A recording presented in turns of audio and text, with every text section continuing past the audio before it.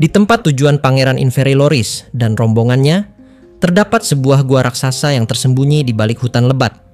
Lorong-lorongnya berliku sejak dekat pintu masuk, dan cahaya dari dalam gua sama sekali tidak menembus keluar, menambah kesan misterius dan terencana.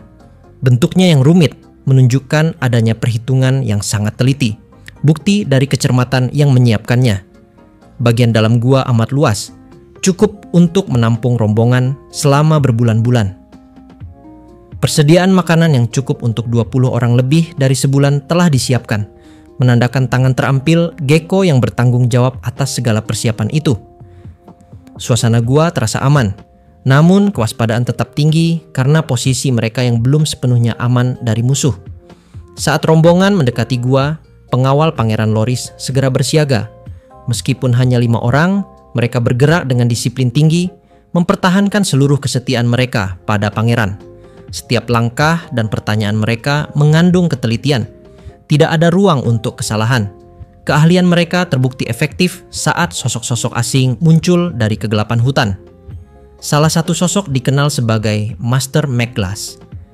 Kehadirannya membawa rasa lega tersendiri bagi para pengawal kerajaan, karena bantuan para petualang kerajaan yang dipimpin Maeglas sebelumnya terbukti menyelamatkan mereka dari kepungan pasukan sekutu. Dengan keahlian yang dimiliki, Maeglas memastikan bahwa komunikasi berlangsung lancar dan mereka bisa bertemu dengan Pangeran Inferi tanpa insiden.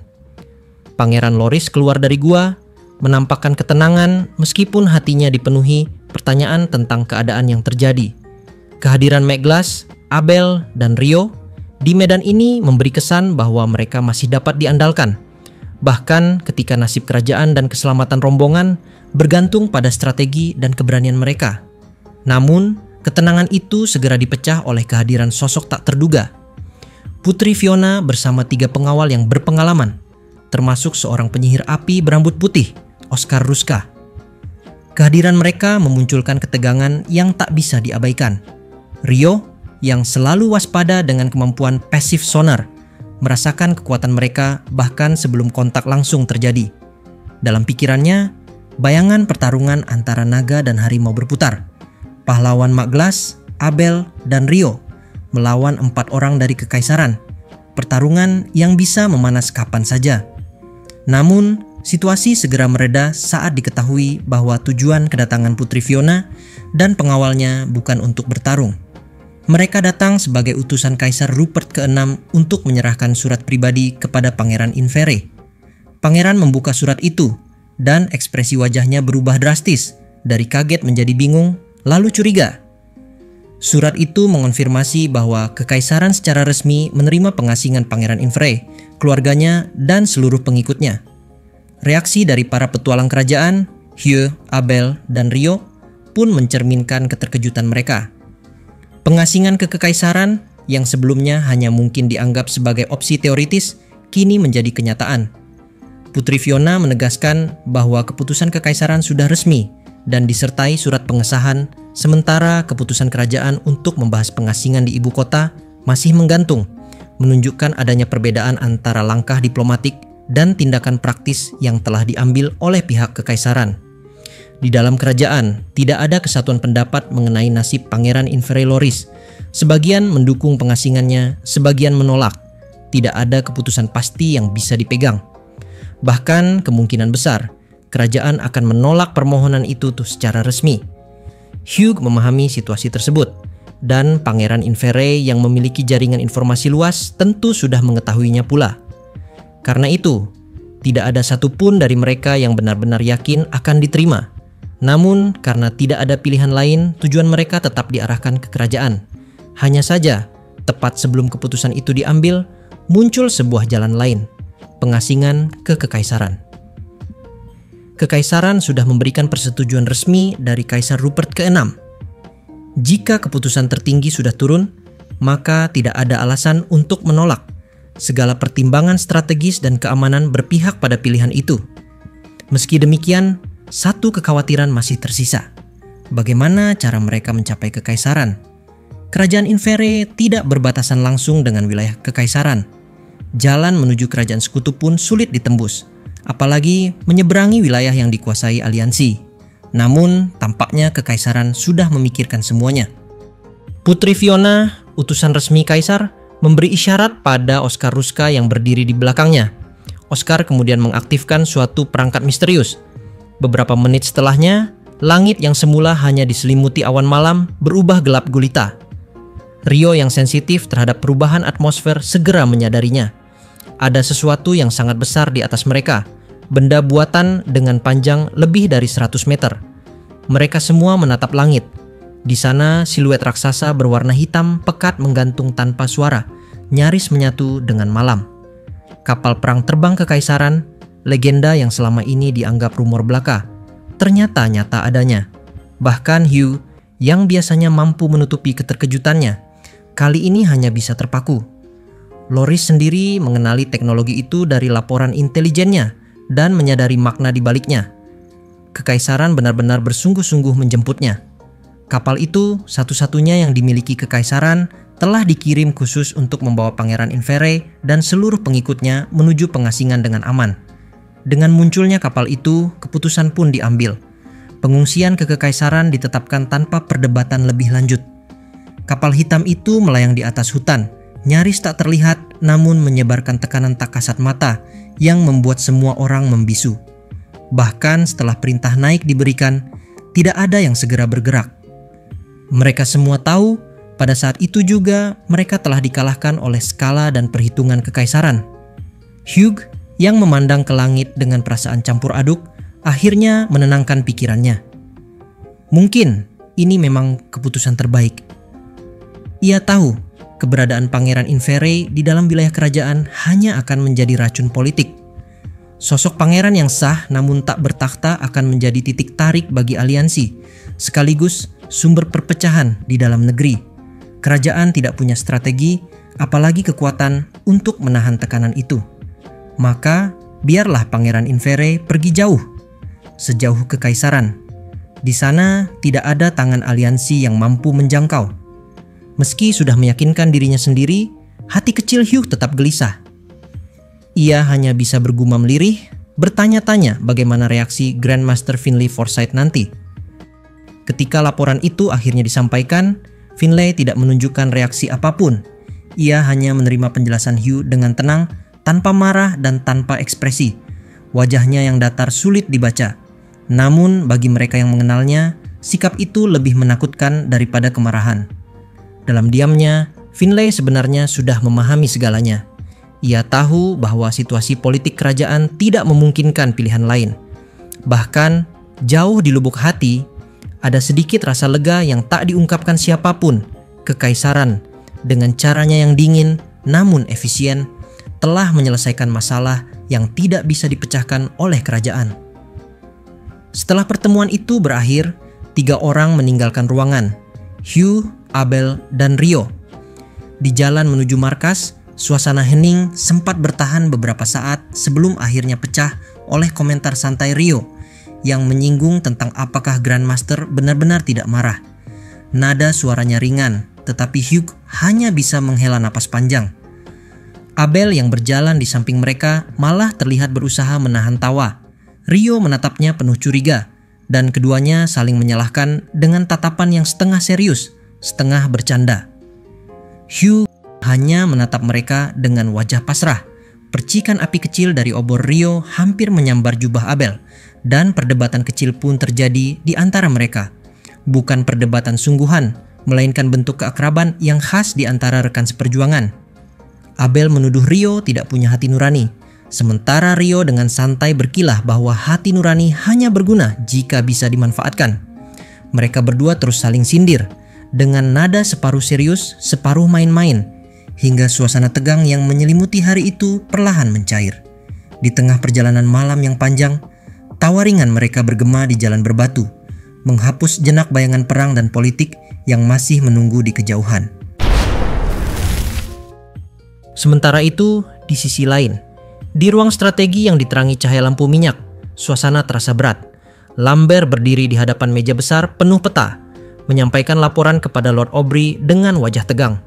Sejak awal, nada suaranya menunjukkan ada sesuatu yang tidak diinginkan dalam berita yang ia bawa.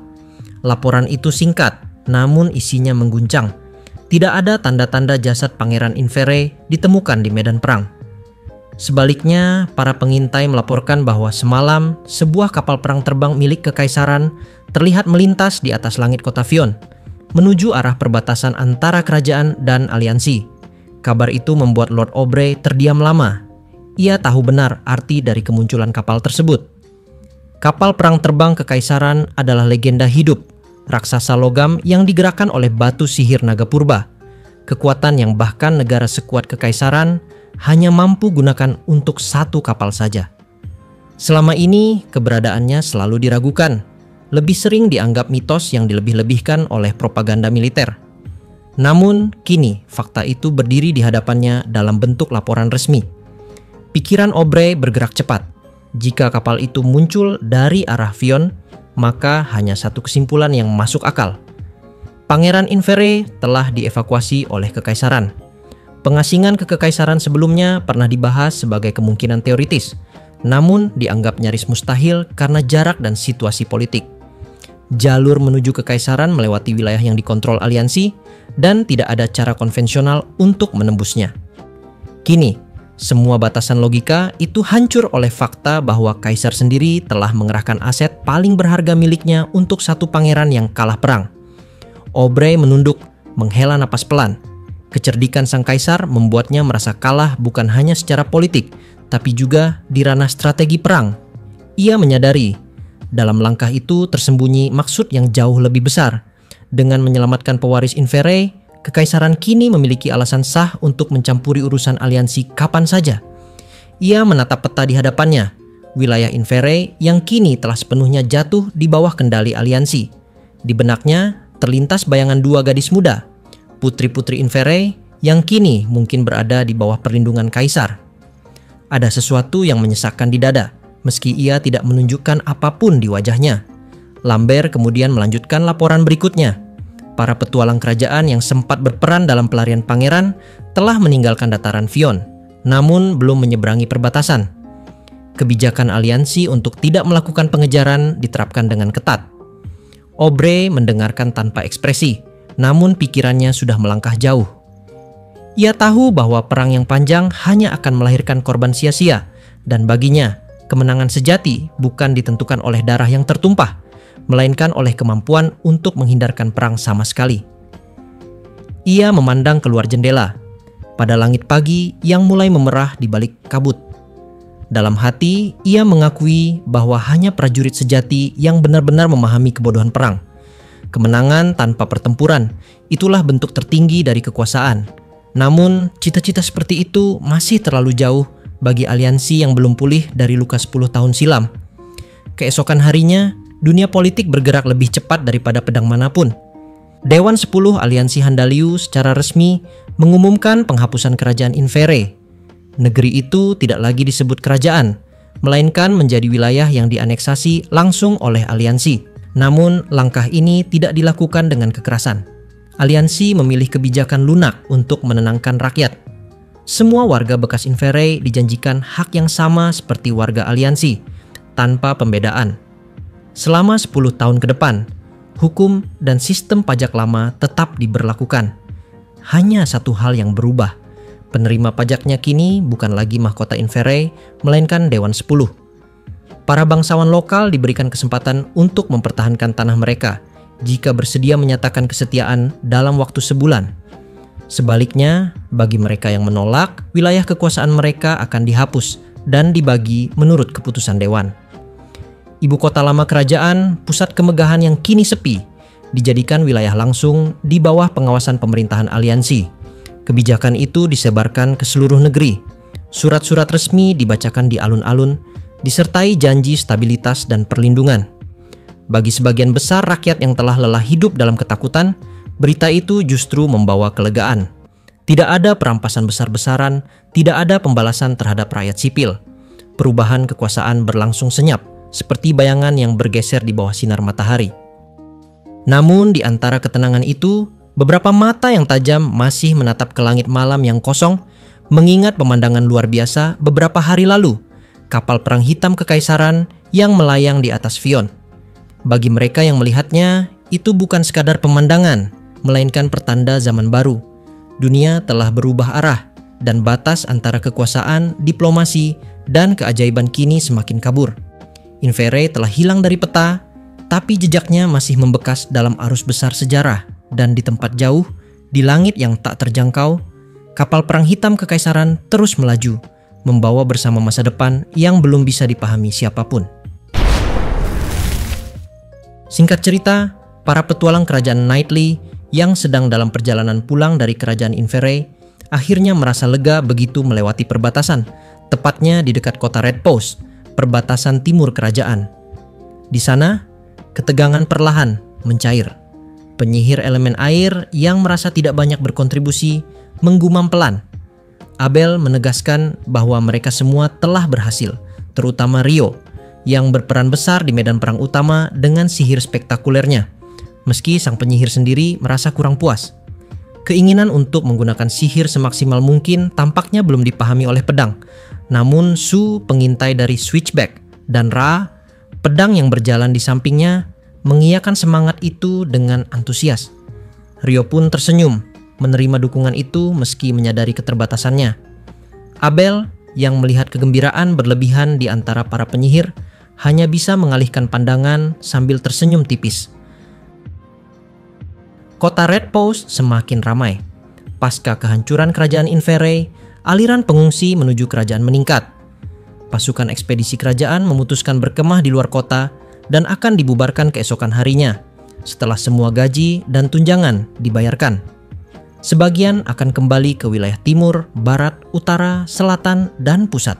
Sementara sebagian lain singgah di kota-kota sepanjang perjalanan.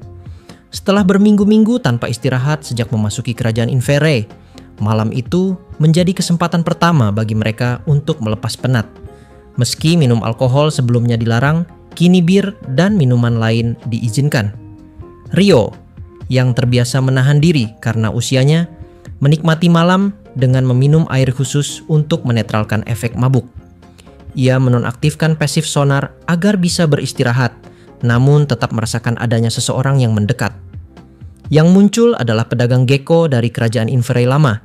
Rio merasa lega dan senang mengetahui bahwa Gecko baik-baik saja. Gecko menegaskan bahwa anak-anak yang berada di kota Lun telah sampai dengan aman, dibantu oleh 3 orang dari Crimson Swords. Semua laporan menunjukkan keberhasilan itu, sehingga ketenangan pun muncul di hati Rio. Gecko kemudian menjelaskan bahwa anak-anak dan beberapa pihak terkait akan melanjutkan bisnis sebagai Gecko Knightley Commerce. Rio menyadari bahwa meskipun negara hancur, tanggung jawab terhadap karyawan, keluarga, dan pelanggan tetap dijalankan. Namun, ada sesuatu yang menarik perhatiannya. Gecko menyebut mereka yang datang ke sini. Hal ini mengacu pada pembagian perkumpulan dagang Inferi di berbagai wilayah, termasuk Kerajaan Zhou dan Kesultanan Qiu, mirip strategi jaringan keluarga Rothschild di Eropa abad ke-19. Rio kemudian menoleh kedua orang yang mengikuti Gecko. Satu adalah Max, komandan pengawalnya, dan yang lain adalah Korn, petualang kelas C dari kerajaan Inferi yang pernah mengawal Pangeran Willy. Korn menjelaskan bahwa ia akan mengawal Gecko sampai-sampai ke kerajaan Knightley karena keamanan wilayah timur kerajaan yang kurang terjamin. Rio memahami bahwa ada banyak hal di dunia yang lebih baik tidak ditanyakan. Ia hanya memastikan rencana mereka berjalan aman dan bertanya tentang aktivitas di selatan. Gecko mengiyakan, menjelaskan bahwa kantor pusat dan cabang baru akan dibangun di kota Lun dan Acre dengan persetujuan tuan tanah setempat yang bijaksana dan memudahkan koordinasi. Menariknya, tepat di tengah perbincangan mereka, bayangan Putri Kekaisaran dan penyihir api tiba-tiba muncul di benak Rio, memunculkan pertanyaan tentang bagaimana mereka bisa muncul tepat di sana. Jawaban itu akhirnya muncul. Gecko yang mengatur segalanya. Rio menyesal sempat berpikir terlalu keras tentang hal itu. Namun Gecko hanya tersenyum tipis, seolah memberi peringatan agar hal itu tidak dibocorkan. Gecko mengetahui tempat persembunyian Pangeran Inferi. Artinya informasi itu bisa sampai ke Kekaisaran. Ia tampaknya tidak ingin Pangeran Inferi mengungsi ke kerajaan karena keamanan yang buruk, yang mencerminkan penurunan kemampuan pemerintahan dan stabilitas politik. Jika Pangeran Inferi dan keluarganya pergi ke kerajaan, masa depan mereka tidak akan aman. Sebaliknya, kekaisaran mungkin akan memanfaatkan situasi secara politik, tapi setidaknya nyawa mereka tetap aman. Gekko hanya mengusulkan opsi tersebut, sementara keputusan akhir tetap berada di tangan Pangeran Inferi sendiri. Setelah menimbang baik kerajaan maupun kekaisaran, ia akhirnya memilih kekaisaran yang bersedia menerima pengungsi berkat pengaturan Gekko. Negara yang runtuh memang membawa penderitaan, tetapi masih ada orang-orang yang bergerak untuk melindungi mereka yang lemah. Ryo menundukkan kepala secara otomatis, dan Gekko dengan nada sedikit cemas menyatakan bahwa Ryo tidak perlu merasa bersalah. Ia menjelaskan bahwa sudah 10 tahun sejak kemerdekaan penuh, dan meskipun pemerintah dan rakyat berusaha sekuat tenaga, mereka hanyalah pedagang biasa yang tidak bisa menandingi mereka yang benar-benar berkorban demi negara. Ryo bertanya-tanya apakah rakyat di sana akan mengalami kesulitan, tetapi Gekko menggeleng perlahan, menyiratkan bahwa meskipun aliansi memiliki kekuatan, mereka bukan tipe yang menindas rakyat biasa. Pasukan dagang Gekko akan mengunjungi beberapa kota sebelum akhirnya menuju Lundan Akra. Setelah berjanji untuk bertemu lagi, Ryo pun berpisah dengan Gekko dan rombongan. Setelah mabuknya hilang, Ryo mencoba kembali ke pesta minum, namun menoleh dan melihat pengunjung lain. Seorang wanita cantik dengan tanduk dan ekor hitam, Iblis Leonor, muncul di hadapannya. Kehadirannya terasa antusias, meski niat kedatangannya adalah untuk meminta bantuan atau konsultasi, bukan bertarung. Leonor menjelaskan bahwa ia membutuhkan tetesan peri yang mengalir dari tubuh Ryo. Tetesan ini mungkin tidak memiliki efek pada manusia, tetapi berguna bagi elf atau makhluk lain yang memiliki faktor peri. Ryo mengingat informasi dari elf Sera dan makhluk penjaga lainnya, lalu memahami bahwa tetesan peri itu memang dibutuhkan untuk elf. Leonor memuji Ryo karena berhasil memahami maksudnya. Leonor menekankan bahwa mereka memelihara elf, tetapi istilah hewan peliharaan tidak tepat karena bisa memberi kesan buruk. Ryo menyadari bahwa elf tersebut adalah milik bersama, bukan sekadar hewan peliharaan atau keluarga. Ia kemudian mencoba memahami kondisi elf di bawah pengawasan Leonor yang bernama Elizabeth. Kondisinya parah karena faktor peri yang dimilikinya dan upaya penyembuhan sebelumnya tidak efektif. Lingkungan tempat tinggal mereka tidak cocok bagi makhluk dengan faktor peri, sehingga kondisinya memburuk meskipun telah mencoba dipindahkan ke lokasi lain. Leonor menundukkan kepala, menunjukkan keseriusan dan harapannya agar Ryo mau mencoba membantu. Ryo, meskipun bukan dokter atau ahli biologi, mengetahui bahwa keberadaannya bisa memberi efek positif pada umur dan kenyamanan makhluk peri. Ia memutuskan untuk membantu sebisa mungkin, menyadari bahwa meskipun risikonya ada, ini adalah kesempatan untuk menolong makhluk yang tidak bisa dibantu oleh orang lain. Ryo mempertimbangkan langkah selanjutnya. Jika ia harus pergi ke suatu tempat, secara alami pikirannya tertuju pada perlunya memberitahu Hugh atau Abel sebelumnya, karena mereka pasti akan khawatir. Leonor meyakinkan bahwa ia akan membawa Elizabeth sendiri. Dengan gerakan tangannya dan menggunakan kemampuan Feng Lang, sebuah dinding hitam pekat muncul seolah memotong ruang di sekeliling mereka. Fenomena itu pernah dilihat Ryo sebelumnya saat berada di altar buatan para pahlawan Roman atau kuil tersembunyi penyihir gelap. Leonor masuk ke dalam dinding tersebut dan setelah sekitar 20 detik kembali sambil menggendong Elizabeth seperti seorang putri. Elizabeth ditempatkan dengan hati-hati di tanah. Elf itu tampak sangat cantik, keindahannya lembut, berbeda dengan keindahan tegas Sera, meski kondisi fisiknya yang lemah membuatnya terlihat lesu dan sulit bernapas. Ryo, dengan izin Leonor, menempelkan tangannya di dahi Elizabeth. Meskipun tidak melakukan apa-apa secara langsung, kehadirannya memberikan efek tertentu, serupa dengan efek yang dimilikinya pada makhluk pelindung lainnya. Saat disentuh, Elizabeth mulai bergetar, lalu perlahan pipinya memerah dan napasnya menjadi lebih tenang. Perubahan itu terlihat jelas bagi siapapun yang memperhatikannya. Leonor menatap dengan mata terbelalak, menunjukkan keterkejutan dan kekaguman atas efek yang terjadi. Setelah beberapa menit, Ryo melepaskan tangan dari dahi Elizabeth. Kondisinya kini terlihat kembali normal, dan ia menyadarinya dengan menatap Ryo, lalu membungkuk sopan sebagai ungkapan terima kasih. Leonor kemudian memeluk Elizabeth dengan gembira, yang membalas pelukan itu sambil tersenyum. Ryo hanya mengamati, merasakan kepuasan karena berhasil membantu seseorang. Setelah kebahagiaan itu mereda, Leonor menoleh pada Rio, mengungkapkan rasa terima kasihnya yang tulus, sementara Rio tetap merendahkan diri, menilai bahwa tindakannya hanyalah menaruh tangan di dahi elf tersebut. Meski sebelumnya mereka adalah lawan dalam pertarungan mematikan, sikap Leonor membuat Rio merasa sedikit bersalah. Leonor menekankan bahwa apa yang dilakukan Rio memiliki arti besar, dan sebagai balasannya, ia seolah menawarkan hak untuk bertarung dengannya. Rio menolaknya dengan tegas, dan Leonor memperlihatkan ketidakpuasan dengan ekspresi yang mengerucut. Elizabeth yang berdiri di samping juga mengamini sikap Leonor. Namun dalam hati Rio ada keinginan untuk bertarung, sesuatu yang ia sendiri belum sepenuhnya sadari. Leonor menyadari hal itu dan menunjukkannya dengan percaya diri, menyebut bahwa senyum Rio saat bertarung terlihat begitu menikmati pertarungan, sesuatu yang dapat dirasakan siapapun yang menonton adegan latihan pertempuran. Setelah itu, Leonor menawarkan untuk mengabulkan keinginan Rio, entah itu dalam hal politik atau mengumpulkan wanita cantik dari seluruh dunia. Rio menolak semua tawaran tersebut, menilai bahwa urusan seperti itu sama sekali tidak menarik baginya. Meski Leonor iblis dan sangat cantik, Rio tetap menolak keterlibatannya dalam hal-hal gila atau harem, dan bahkan memberikan jawaban tegas saat Leonor mulai membayangkan skenario yang aneh. Kemudian, Rio mengajukan permintaan sendiri, meminta jawaban atas pertanyaan yang sulit didapatkan. Ia ingin memahami sesuatu tentang dirinya.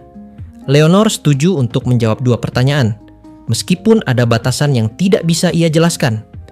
Rio menenangkan diri, menyaring pertanyaan yang paling penting, dan akhirnya memilih pertanyaan yang akan diajukan. Ia ingin memahami dirinya sendiri, apakah ia manusia atau sesuatu yang berbeda. Leonor menjelaskan bahwa menurut definisi manusia, Rio bisa dianggap manusia.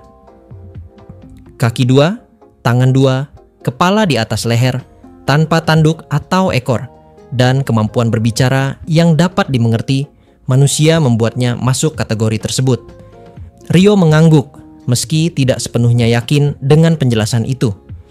Leonor menambahkan bahwa manusia seperti Rio pernah ada di masa lalu, jauh di masa lampau, sekitar 10.000 atau mungkin 50.000 tahun yang lalu. Untuk Rio, perbandingan itu begitu jauh hingga hampir tak bisa dibayangkan. Di dunia bumi, peradaban tertua dikenal dari Mesopotamia dan dinasti Uruk, sekitar 6.000 tahun sebelum abad ke-21, sehingga kisah Leonor terdengar seperti legenda. Namun dunia Fae berbeda. Ada berbagai ras, elf, naga, dan iblis yang hidup jauh lebih lama daripada manusia biasa. Meski demikian, Rio menyadari bahwa dirinya masih manusia, dan manusia seperti dirinya pernah ada di masa lalu. Mengetahui hal itu tidak akan mengubah masa depan, tapi rasa ingin tahu tetap harus dijaga. Pertanyaan kedua Rio adalah tentang keberadaan negara vampir. Leonor terkejut dan berhenti sejenak, mempertimbangkan apakah itu pantas diungkapkan. Dia menilai bahwa vampir mungkin tidak ingin keberadaan mereka diketahui manusia, mengingat sejarah panjang konflik antara vampir dan manusia di dunia barat. Rio menyadari bahwa informasi yang diperolehnya cukup untuk menebak lokasi negara vampir kemungkinan berada di suatu tempat di negara-negara tengah. Meski ia tidak berniat berburu vampir, rasa ingin tahu memerlukan jawaban, dan ia menghargai apa yang telah dibagikan Leonor. Penghalang yang diciptakan Leonor saat membawa Elizabeth masih ada, tapi mendekati batasnya. Rio membungkuk sebagai bentuk terima kasih, dan Leonor membalas dengan sikap hormat, sementara Elizabeth ikut membungkuk di sampingnya. Pemandangan itu memberi kesan formal dan sopan, mencerminkan budaya Jepang dalam ekspresi mereka. Setelah itu, Leonor dan Elizabeth menghilang di balik lorong, meninggalkan Rio yang termenung. Keesokan harinya, setelah melakukan sedikit bantuan untuk Elizabeth, Rio menyesal karena tidak memanfaatkan kesempatan saat Leonor menawarkan sesuatu untuknya. Abel yang mengamati bergumam bahwa Rio tampaknya terlalu memikirkan hal-hal yang tidak berguna bagi dunia dan manusia. Sekalipun begitu, Rio tetap pria yang peduli, yang tidak selalu dihargai dengan sepantasnya,